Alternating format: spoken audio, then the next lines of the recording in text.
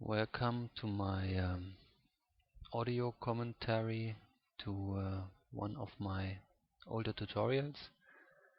Someone told me that the tutorials are maybe not so useful without spoken comment, so I tried to fix that now for one of the most popular videos in my YouTube channel. So let's see what I've done.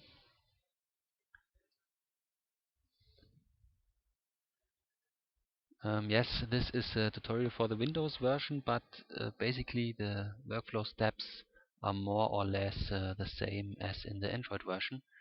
So I will stop here, and the first thing I've done is creating the front side of my object.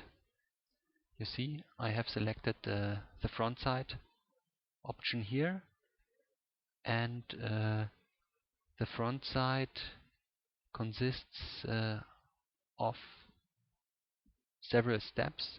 The first step, I will design the shape, the outline of the object. You see this here in the help widget. For example, the silhouette of an egg. And in this case, we want to create some kind of pendant, and it should have an elliptical shape. So I simply take a preset bitmap from the library. Let me rewind this a little bit. Yes, you see here I click the preset option and choose a circle.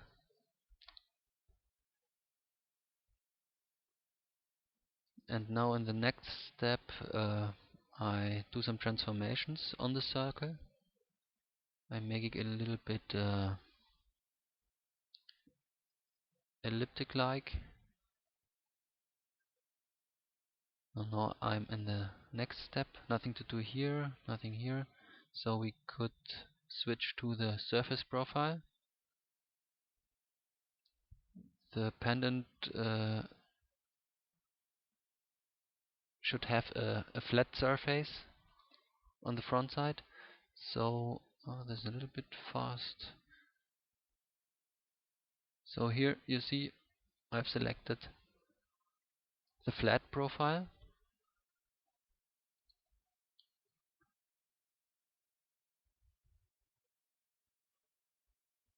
So the next step will generate the surface based on the shape and the selected profile.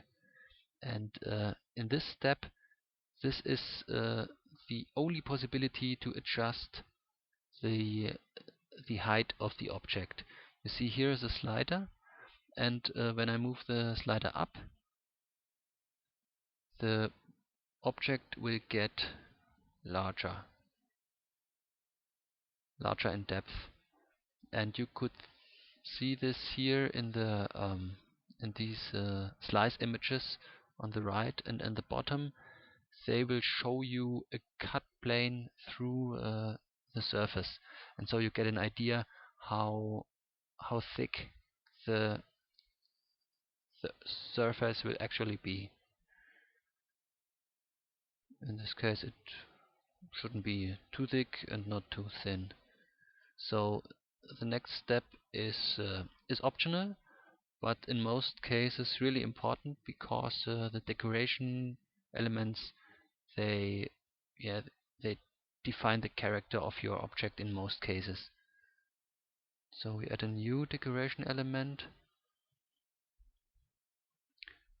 and this time we don't use a preset and we don't do text, but we load an image from file.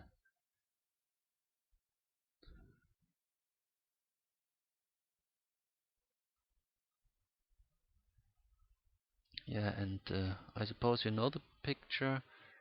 It's the Venus from Botticelli.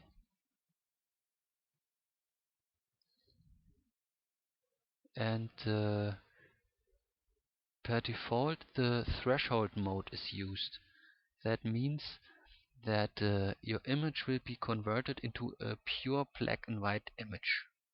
And with a threshold slider you could decide how the dark or the bright regions will get stronger or weaker. And in most cases this is exactly what you want. For example, if you want to engrave a text or a logo into your object, because it gives really sharp contours. But in this case we want to do something else. We want to use the bass relief mode, and you will see what it does. Yeah?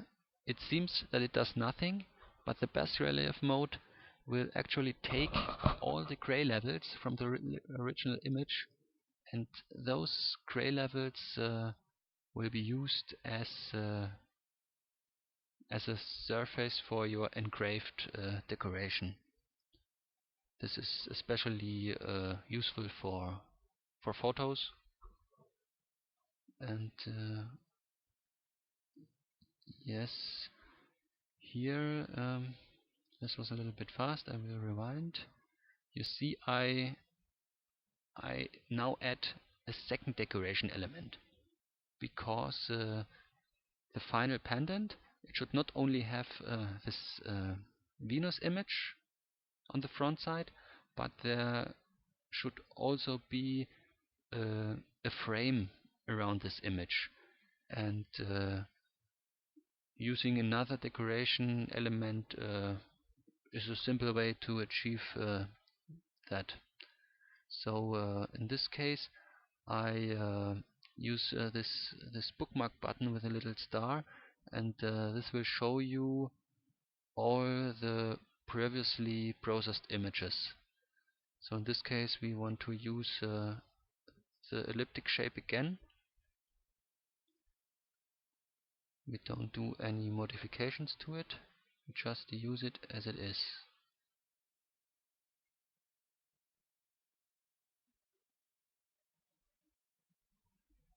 And this feature is interesting too. This decoration element, which will be engraved into the surface, it has a surface profile itself. So you could decide if you simply engrave it as a flat object, or if this elliptic shape has to have a surface like this, for example. And this is an image I've drawn in another software, and we will see later what this will do to the composition. So now we have two decoration elements, and now we create the composition of all those elements. Here in this drop-down menu you see both of them. First the Venus image, the second one is the frame with my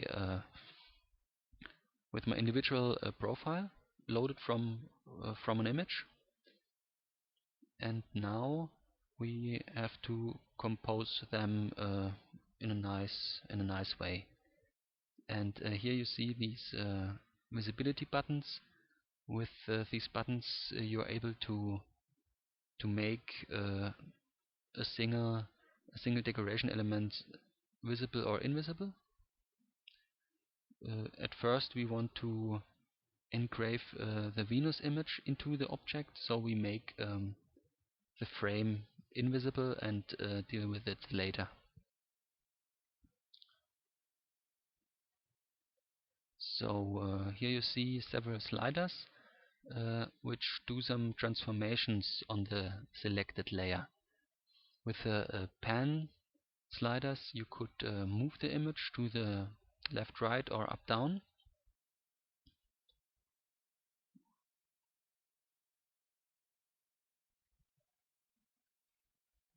Yeah, and what you could also see in the comment is here in this slice plane, you see it's a really rough surface.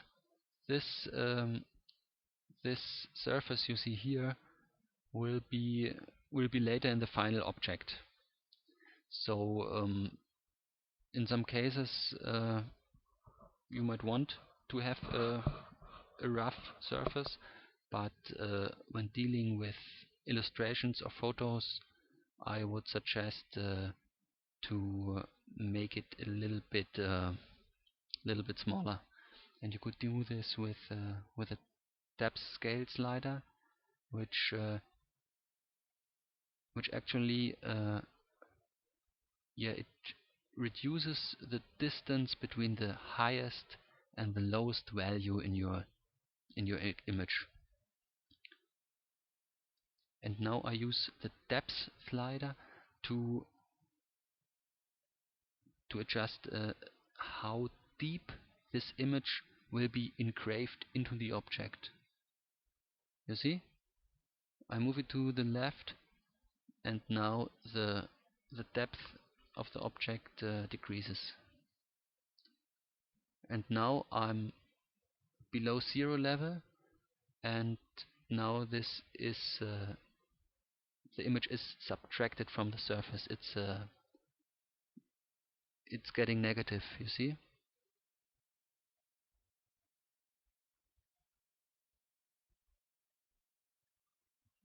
So now it's time to apply the frame on top of the Venus layer. So first I make it visible again. And now you see I'm pressing the up button, and this means that like in Photoshop or GIMP, this layer will be applied on top of the lower ones. And in many cases you wouldn't see the difference, but when engraving multiple layers into the object, it sometimes matters in which order this is done. The best way is to play around, but in this case it's obvious we want the frame on top of the image.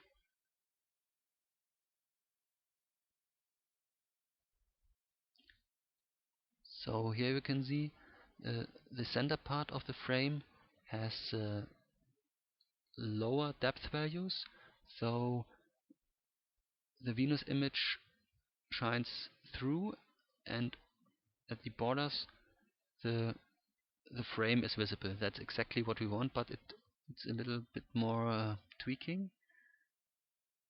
So I try to find the right depth here, and then I also have to adjust the size of the frame.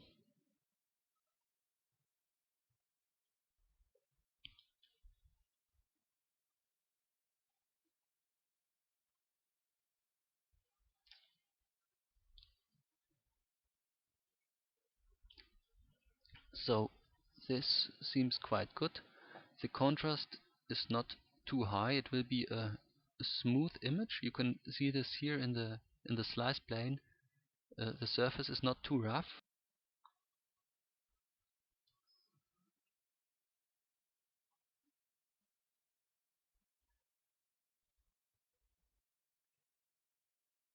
So now it's time to design the backside.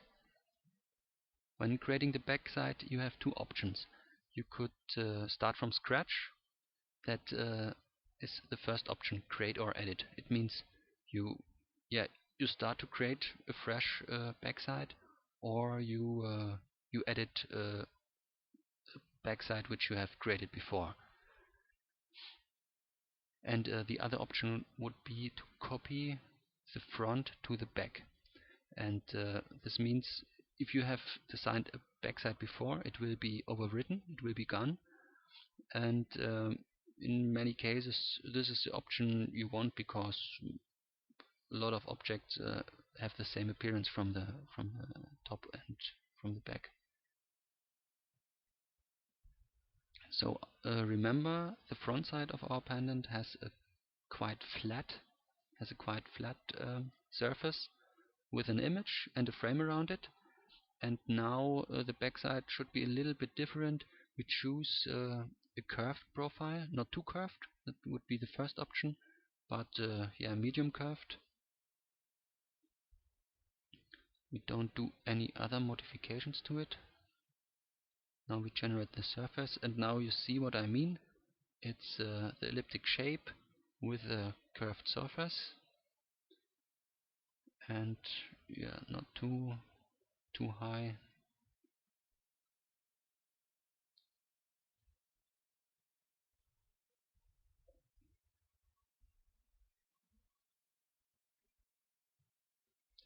Now we add a decoration element again, and this time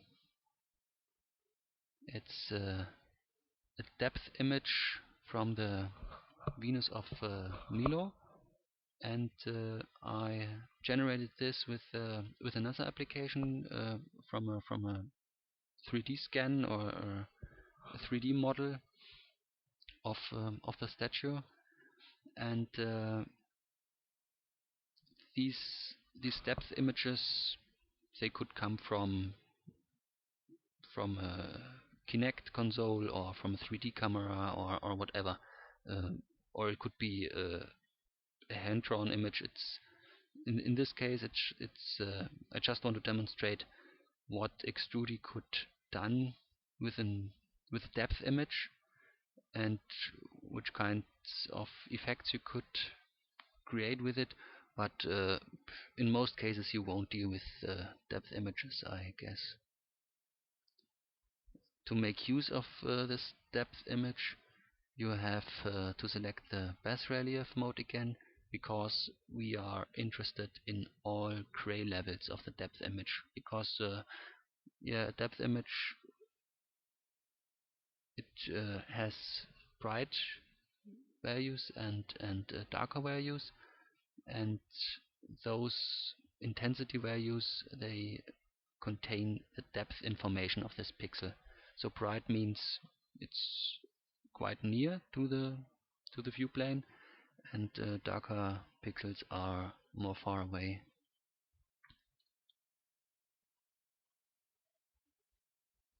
And I've checked the invert button. To be honest, in most cases it doesn't matter if you invert the depth image here, because later in the composition mode you have again the possibility to invert your layer.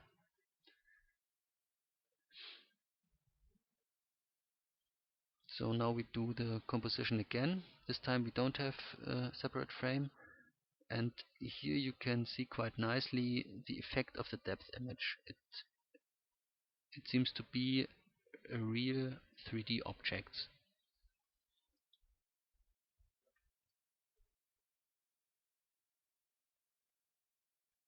Now we adjust its size.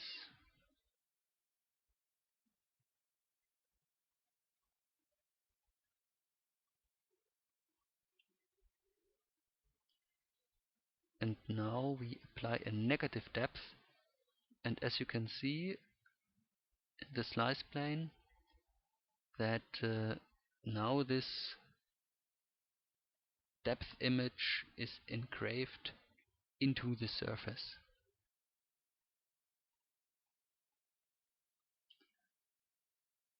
And by checking the inverted checkbox here, you have a nice an interesting effect, because then the profile will be yeah, it will be inverted as the option here suggests, but you get nice sharp lines at the edge of the object.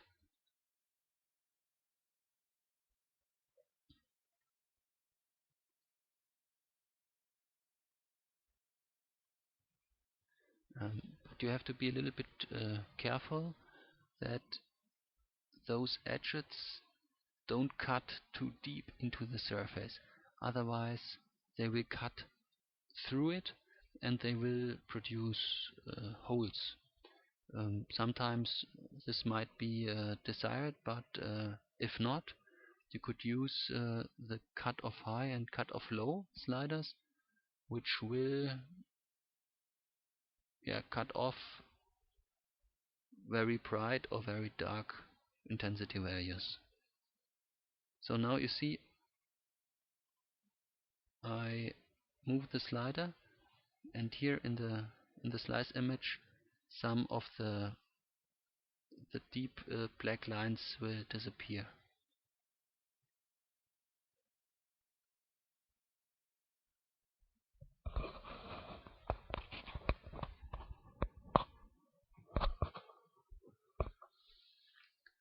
Sometimes you have to play around a little bit with these options, generate the final mesh, check if it has any holes or if it has the desired shape, and if it's not good enough you could always return to this point and do some corrections. So now this is a good compromise. You see the depth image is not too flat and not too high, and it's negatively added to the surface. That's exactly what I wanted. And with these sliders, the horizontal and vertical slice position, you could you could change the position of the slice plane and check if the depth profile or the surface profile meets your expectations. You have to be careful if these slice planes get too big. So sometimes you have the effect if the depth of your decoration is too high or too low. Sometimes the image here will get really small, and the slice planes get really big. That means that the object will probably get too thick. But in this case it's okay. What you see here is a correct aspect ratio. That means the object will be actually that high relatively to this image.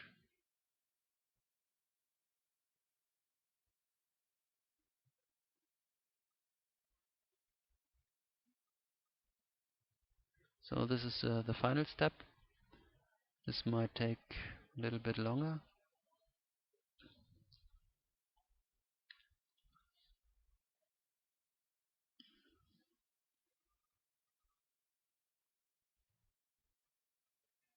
Actually it will take 2 or 3 minutes, but I cut this out. So, and this is 3D mesh. You see the frame, the Botticelli Venus, and let me rewind a little bit. No, not the perfect position.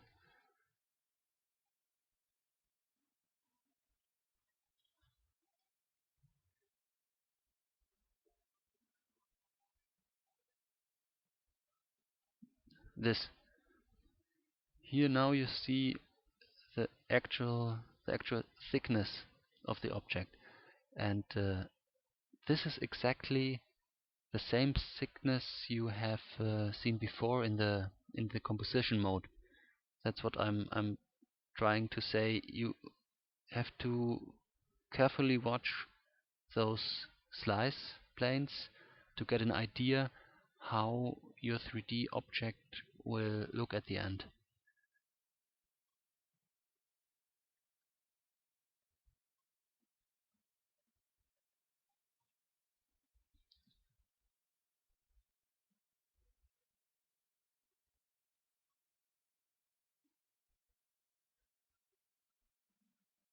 So now I load a hook element from the library.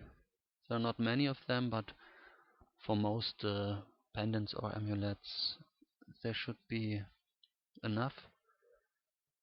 In most cases a simple ring will do.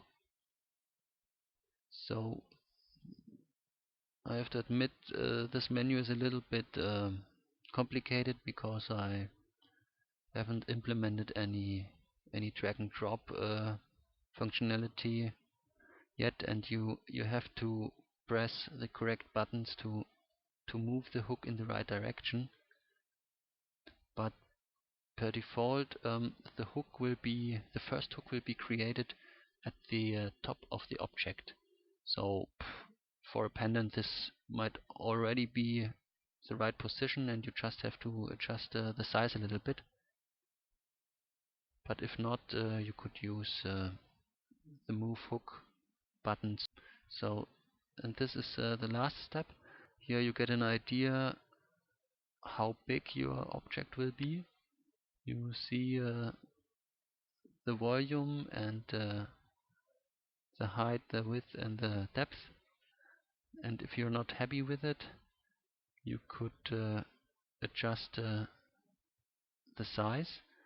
And when you press those size buttons, the scale texture here will adapt accordingly. And you could also show a comparison object, in this case AA battery, to get an idea how big this object will be when it's printed. And finally it's saved as STL file, and those STL files could be uploaded. And here I load the final object in MeshLab, so you can see it's